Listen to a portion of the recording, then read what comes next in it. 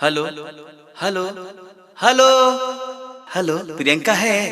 Hello Priyanka है। Hello कौन प्रियंका? तोला नंबर कौन दे रहे? नंबर ला चेक कर। अरे बाप रे बाप, ये कौन टूरी है? हेलो हेलो प्रियंका है। प्रियंका है। सुनना, मार खाबे का?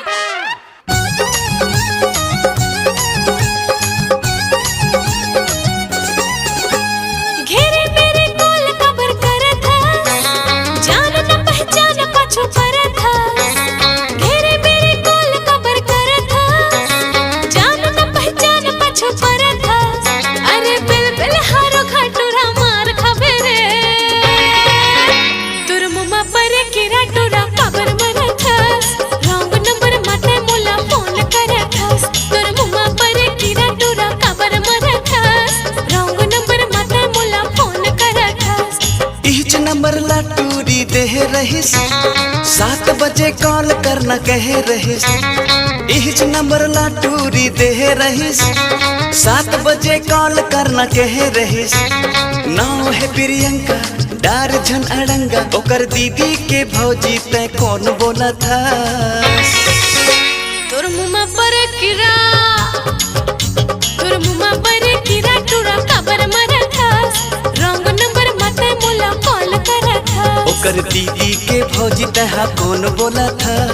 रॉन्ग नंबर माते हाँ कॉल करत हस।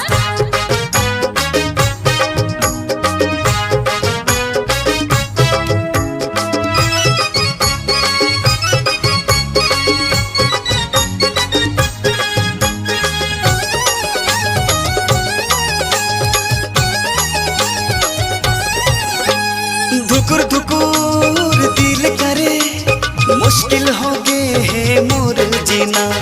नींद चैन आवे नहीं, ओ कर ले बात मोर होए बिना।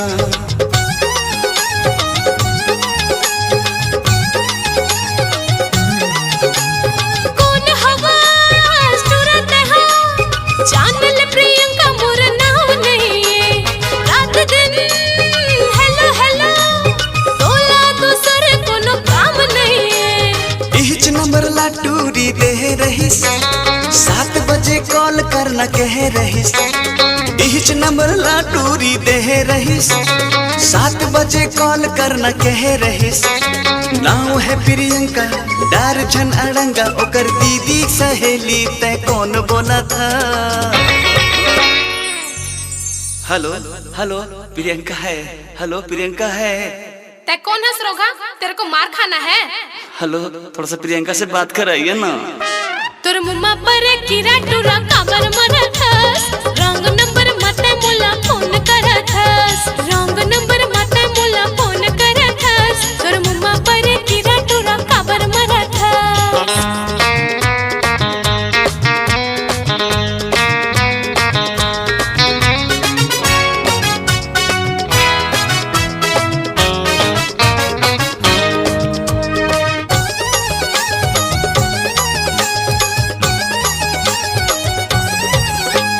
रात दिन बात होही, सोच के मोबाइल गिफ्ट दिए हवो। मोर दिल के कागज माँ ओकरे ओकर नाम लिख दिए हवो।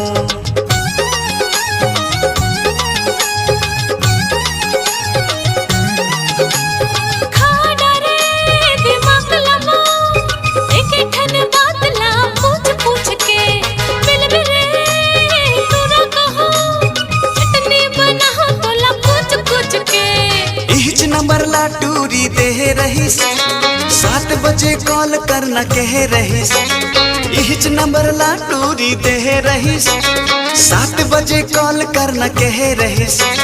नाम है प्रियंका, डार झन अड़ंगा, ओकर दीदी के भौजी तै कौन कहा था?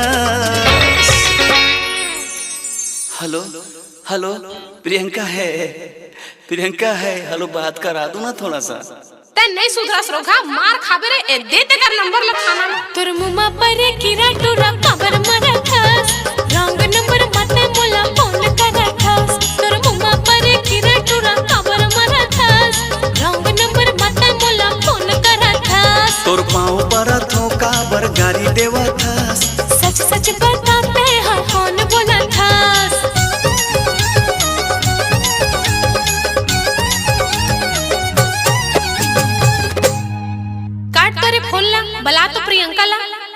ला नंबर दे के रखे हैं। हेलो हेलो हेलो प्रियंका है।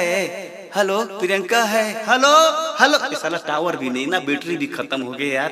ये चोरी मन के लफड़ा ना बहुत खराब होते, मुझे समझ नहीं आते। एक तो टावर भी नहीं, पटक रहे मोबाइल।